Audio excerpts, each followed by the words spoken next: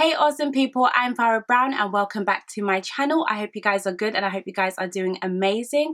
Quickly, I want to say thank you to all my returning subscribers. Shout out to you guys. Honestly, I love you and I love you and appreciate I love you and I appreciate you so much. And I also want to say a big shout out to that one subscriber who clicked on my video, watched my video, liked the video and pressed the subscribe button. Thank you so much. Yes guys, so we are making progress. Although the progress is not going as, you know, it's not flowing as I want it to be and it's not as fast as I want to be, I'm just happy that we are making progress, because let me tell you something, slow progress is better than no progress at all. So this train is moving, okay? The Farah Brown train is just moving gradually, yeah. As you can see from the title, today we are getting a little bit personal and yes, let's get into the video.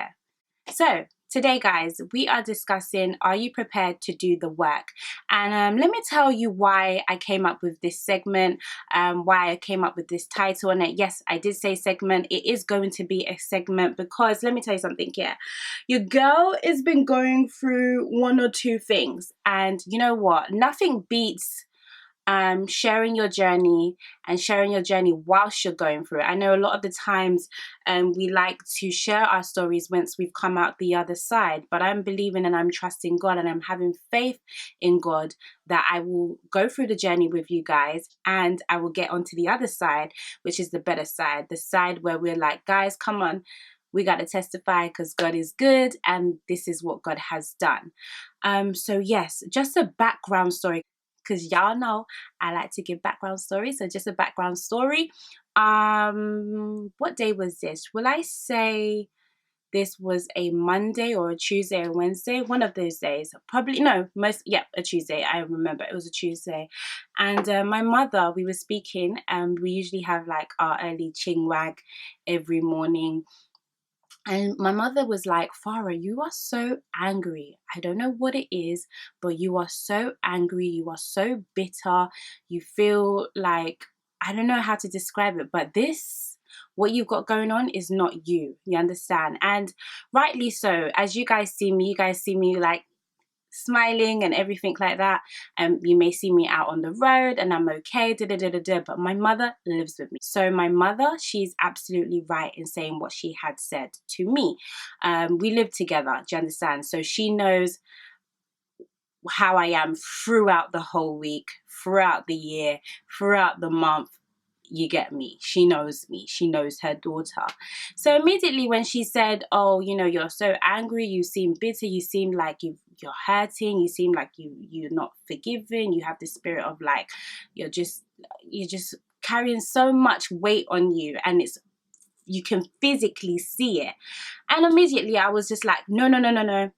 That's incorrect, that's wrong, I'm not hurt about this, blah, blah, blah, this, that. I was trying to explain to her that, you know, if somebody does something to you, it opens up that wound and then you start remembering all of these things. And then my mum was just looking at me like, Farah, okay, listen, unforgiveness, you have that, and unforgiveness turns into anger, unforgiveness turns into bitterness, unforgiveness turns into resentment, and you need to sort that out. I don't know who's upset you, whether it's me, whether it's your dad, whether it's family members, or it's people, you know, from your church or wherever, your workplace, anywhere. It could be anybody, anything. Try and speak to God about it. So, you know, and then she made me read something from the word for today. And basically the word for today was saying that, you know what, we need to love one another. We need to love each other just like Christ loves us. Do you understand? Look how many times we offend God on a regular basis, but God never holds us accountable to our actions, but rather just shows us love even more. And that's what I need to apply to myself. So when she said that, you know, I went away and I was like, you know what, Farah, okay, you know, your mum may be right, you understand? And in a way, I kind of sat down, I wrote a lot, guys. I really wrote a lot. I'm a writer, and that's the way I could release. You know, sometimes some people is talking, sometimes it's for other people talking to other people, sometimes it's just people just going like. What a great honor to be able to introduce for the first time ever anywhere the 45th President of the United States of America, Donald. Tap on the shoulder. You adjust the microphone as you talk, man. For their gracious aid. I am so sorry. Just, you know, shouting. There's so many ways people release. Sometimes people just go to God and just talk to God. But one of my ways of releasing is writing. And as I was writing, I realized that, Farah, you internalize things. When I'm upset with somebody, or somebody's upset me, or somebody's hurt me, or somebody's offended me, or I feel a certain way about it, I don't vocalize it. I internalize it and I just let it stay there. And unconsciously, what I didn't know is that, you know what, as you internalize things, it's building, it's building, it's building, it's building, and then it's just going to explode. And I guess what's even making me say this to you today, or even, you know, to show you that, you know what, God was absolutely right, my mother was absolutely right, is by my pastors actually speaking to me today and saying, you know what, Farah, I don't know what's going on with you, but there looks like there's a lot going on and you're not talking, you're not speaking. And I was vocal to them. I said, you know what, I have a lot of stress on my mind. I've got a lot of things going on right now for me. And I almost feel like I'm burnt out, and I'm learning that I internalize things. And then obviously when you internalize things, you become emotional because, and then my pastor gave me the example of, you know, it's like a gas cooker or something like that. I can't remember the analogy he gave to me, if it was a press cooker or something. But basically he just said if you keep storing it or whatever, and the pressure becomes too much, it then explodes. Do you understand? And that was what was happening to me. And unconsciously, I didn't realize that because I was internalizing things, it was reflecting on my face. It was making people feel uncomfortable. Do you understand? And I didn't realize that. Do you understand? Making people feel like, oh, have I done something to her? Have I offended her? And it's funny that I talk about this because I've always been that type of person that if you really, really know me, I feel like sometimes I can have a screw face on and I'm absolutely fine. Those that are close to me will know what I'm talking about. They can vouch for me. I could be sitting down and I may look sad, but I'm actually not sad. I'm absolutely fine. But I can't now say that is what it was, because it wasn't that. I was internalizing things. After I heard everything that my pastors had to say to me, I spoke to them at length and everything like that. They prayed for me. And I did say to them a few times, I said, you know what?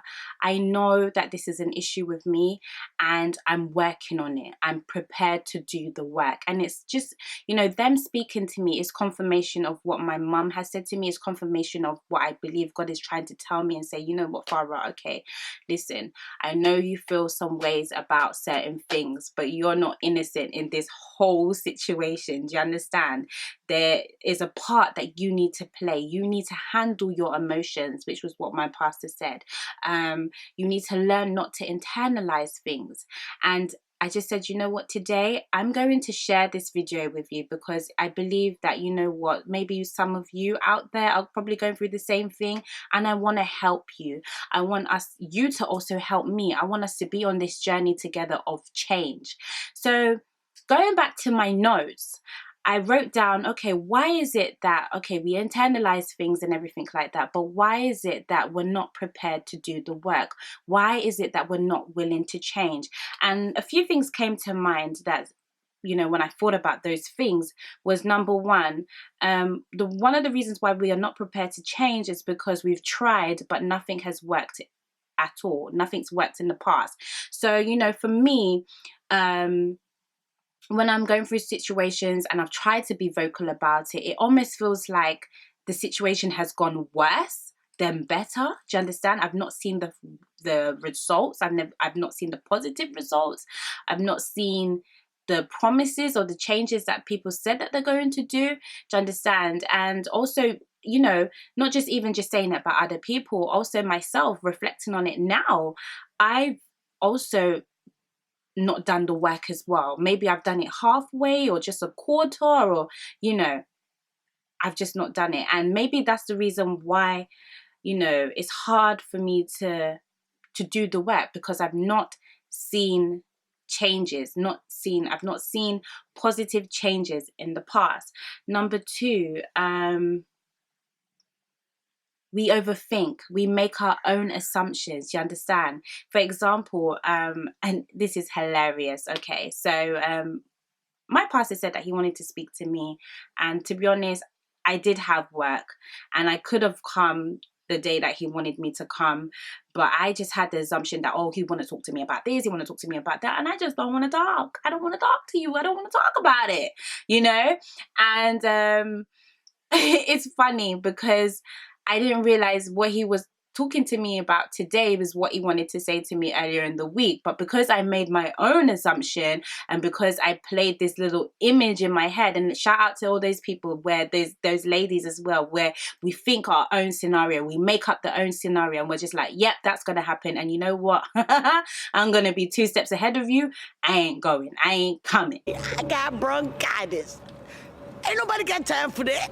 You understand? So we make up our own assumptions as to what the end result is going to be. So that's why sometimes we're not prepared to do the work.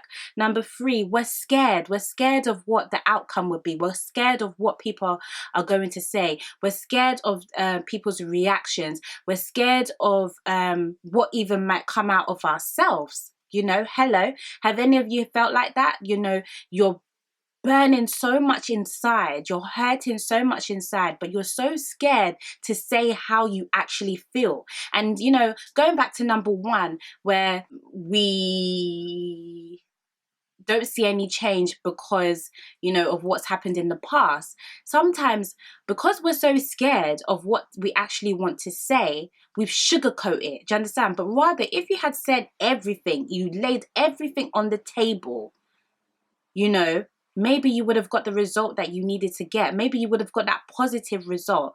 But sometimes we're not prepared to do the work because we are scared. We are scared of what is going to come out of our mouth, what's going to leave our tongue. We are scared of other people's opinions. We are scared of people's reactions. We're just scared in general. When we're talking, when we're discussing with other people, when we're trying to find a resolution or anything like that, you should feel free. Yeah. The fourth thing, we don't want to be judged. Going back to, you know, number three, where I said where sometimes we don't do the work because, or we don't want change because we're scared of what people are saying. But then number four, we don't want other people to judge us. We don't want people to judge us by the words that we say. We don't want people to judge us by the things that are in our hearts, or by the things that how we feel. Do you understand what I'm trying to say? If I said to you, yeah, today, and I said, you know what? Oh gosh, I hate my sister so much. I can't stand her. I just want to kill her. That doesn't mean necessarily that I really, really want to kill my sister. It's just a feeling of like me trying to express and say, oh, I'm just upset. I just feel like I can't do this anymore. Do you understand what I'm saying? But somebody might take that and say, you know what? Oh, hold on. She's crazy. She wants to kill her sister. Do you understand what I'm trying to say? So it's about, you know, not feeling judged. And I know that that's a drastic example that I'm trying to give. And guys, listen, I don't want to kill my sister. For those of you that are out there, and you guys don't even know what sister I'm talking about anyway, because I have a number of sisters, okay? If you guys watched my sisters getting married before me, you would know this girl, she comes from a blended family, okay? But yes, I don't want to kill any of my sisters, but it's just an example. We sometimes don't speak out because we don't want to be judged by others. The list is endless. The list is endless, but I want to encourage you. I also want to encourage myself that, listen, let's do the work. Let there be a change in us, and let people see a change in us. One of the things that my pastors were saying was like, okay, Farah, listen, whatever you're going through, don't weigh it on your shoulder. Don't let it reflect on your face. Do you understand what I'm saying?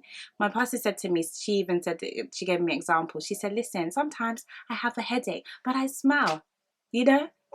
When somebody's saying good morning, she's like, good morning. You understand what I'm saying? You just got to do what you got to do. You understand? And I'm learning that, okay, you know what? I do want change. I do want to do the work. I'm prepared to do the work, because when you are prepared to do the work, when you are prepared to change, the positive results will come and people will notice it. And not only just you're doing it because people will notice it, you're doing it for yourself. You're doing it so that you can be placed in an environment where people feel comfortable, where you feel comfortable. Do you understand? And I feel like the minute you begin to open up, people will be able to understand you more. Do you understand? Because I feel like sometimes when you don't speak and when you internalize things, people often misunderstand you. You feel, and then you yourself, yeah, you feel misunderstood. So guys, I'm on a journey, and this is a real journey. I know that I've said to you guys, we're on this journey together, but this one, yeah, is real. And over the course of the next few weeks, we're going to be talking real life stuff. We're going to be talking about stuff that I want to do. And just quickly, I know I haven't really gone into full detail of how I intend to do the work, but just in a nutshell, because I'm still trying to figure it out, one of the ways I'm trying to do the work is speaking to God on a regular basis. I know that writing for me is a release. I know that writing for me is also a way that God communicates to me. So I will continue my writing. I'm also thinking about opening the door of therapy or possibly counseling. I had done counseling before. I had done therapy before, and the reasons why I had shut that down was again because it was opening certain doors that I tried my hardest to close and forget. A lot of the time, some of my family members, they're just like, Farah, like, are you having amnesia or what? Like, why don't you remember this? And a lot of the times, yeah, when I sit down and when I'm in my thinking mode, I'm like, okay, why can't I remember this? And to be honest, I'm 28, okay? And I have spent a very long time trying to block out certain memories. You understand? I've spent a very long time trying to recreate my own memories, trying to recreate my own stories and believing them, believing my own lies. Do you understand? And a great way, what comes to my mind right now, a great story rather, is the issue of my teeth. Very funny. A lot of people don't know I was born with my two front teeth, these ones. Yeah, my teeth stay shining, baby. The two front teeth, they were like this. I don't know how to do it, but they were jacked up. And I thank God I got braces in secondary school. But prior to then, you know, when people used to ask me like, oh, why is your teeth like that? I would just say, oh, I went swimming one day and, you know, I bumped my mouth in the swimming pool. And, you know, that actually did happen, but that's not what actually caused my teeth to be crooked like that. Your girl was born with teeth like that. You understand? I believe once my baby teeth came out, they just grew like that. Very weird. But that's just a clear example of what I'm trying to say. That, and I've carried that story for so long. Why? I don't know.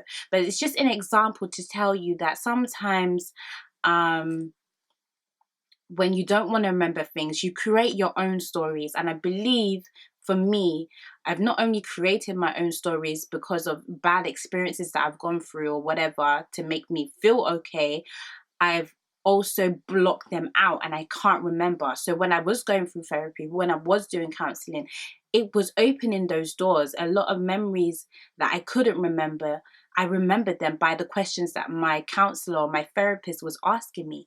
So I potentially may be going back to therapy and back to counseling. And what I'm going to do is, by the grace of God, probably go to a Christian therapist. You understand? Another way is also to speak to family members, speak to my pastors, you know, so I can open up. And then also, you know, at the same time, yeah, speak to them so that they also are praying along with me as well. So guys, like I said, that's just in a nutshell. I'm still trying to figure out how I will continue to do the work, but yes, I hope you guys are encouraged. I hope you guys are gonna join me on this journey if you're going through what I'm going through. It is gonna be a journey where it's gonna be a bit triggering. It's gonna be a journey where like you're gonna touch some areas that you don't want to touch. I'm probably gonna say some things that I don't really necessarily want to say, but I know that this work is beyond me. Do you understand? This work is for you. It's also for me, but it's for everybody. Do you understand? And I want to encourage people to change in a positive way, and change because you have to achieve purpose. I want you to achieve purpose, and there's no way you're going to achieve purpose if you keep doing the same things that you keep on doing. Listen, you don't gain new results if you keep doing the same thing every time. You have to investigate, you have to research, you have to study, you have to be open-minded, you understand? And that is what I plan on doing. So guys, I love you so much. Be sure to subscribe, comment down below. Thank you so much to everybody that commented on my video. People like Sissy Yemi, Sarah Destiny, Chica, is it Chica W? Oh gosh, I can't remember this guy's name. A lovely guy, honestly, gave me some amazing scriptures. But thank you, and everybody that sent me messages on Insta DM. I love you all. Honestly, you guys surprised me. I was so happy to see my comment section with comments. But yes, I love you guys, and I'll see you in my next video. Bye.